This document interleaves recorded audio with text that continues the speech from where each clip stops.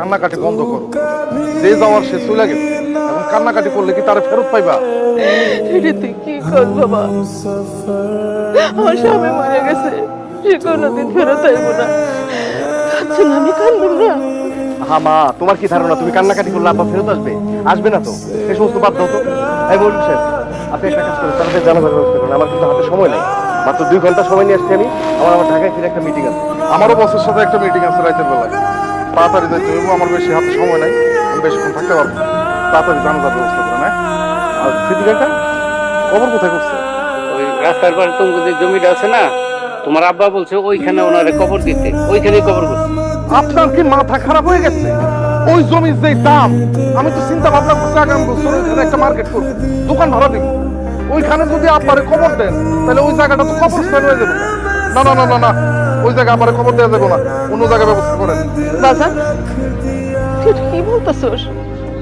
সেটা তোর বাবা মরার আগে হয়ে গেছে, সেটা তোর শেষ ইচ্ছা। তুই শেষ ইচ্ছাটা পূরণ কর বাবা। যে মরে গেছে তার আবার শেষ ইচ্ছা কিসের? ওই জায়গাটার দাম অনেক, ওইখানে কবর দিয়ে ওই জায়গাটা নষ্ট করা যাবে না। সিটি কাকা, আমাদের যে ওই পুরানো কবরস্থান আছে ওইখানে কবর দেওয়ার ব্যবস্থা করেন। ভাবি, আপনি পোলার এসব কি কইতেছেন? তাহলে কি আমরা বাইচান্সের পুরান কবরস্থানে কবর দেবো? আরে মা কি বলবে, আমি বলতেছি আপনার কানে যাচ্ছে না। আপনি ওই পুরানো কবরস্থানে কবর দেওয়ার ব্যবস্থা করেন। ও বাবা, তোদের কাছে আমি অনুরোধ করে কইতেছি, তোর আব্বারে যেখানে কবর দিতে কইছিল ওইখানে কবর দে বাবা। কবরস্থান নতুন আর পুরান কি জানতো? ওই পুরাতন কবরস্থানে কবর দেওয়ার ব্যবস্থা করেন। আমার হাতে কিন্তু একদম সময় নেই। হ্যাঁ, আমার 2 ঘন্টার মধ্যে আমাকে ফিরতে হবে। তারা আছে কেন? যান যান, তাড়াতাড়ি যান।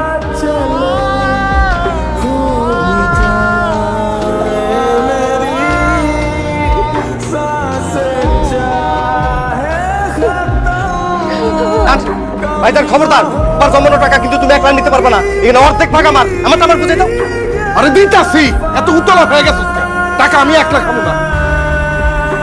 আইসা আম্মা, মিজান তো আব্বার একটা দামি মোবাইল কিনে দিছিল, সেই মোবাইলটা কই? একটু দেন তো, দরকার আছে দেন। শুধু মোবাইল কেন, আমার জামাইও তো আব্বার একটা দামি ঘড়ি দিছিল, ঘড়িটাও দেন আম্মা। আমা ঘড়িটা দাও।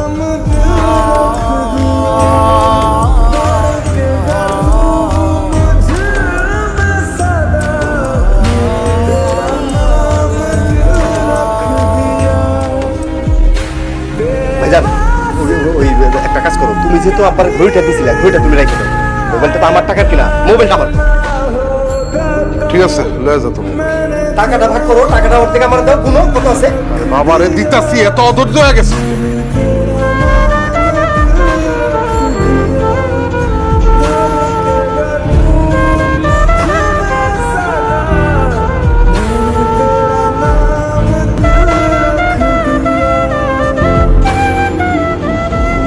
তোর আব্বা একবার অসুস্থ ছিল, তারপরে টাকাগুলো খরচ করে না। আর সে মরতে না মরতে তোরা টাকাগুলো ভাগ করে নিয়ে গেলি।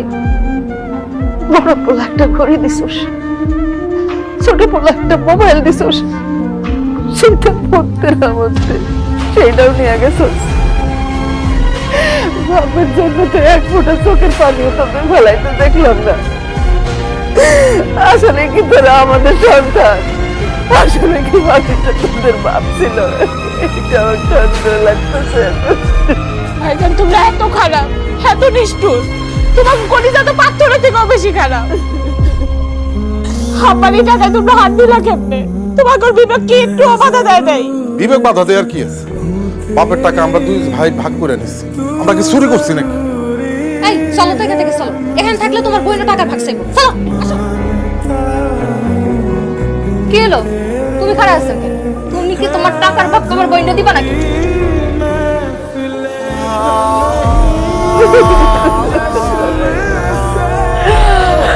আল্লাহ, কোথায় গেছো?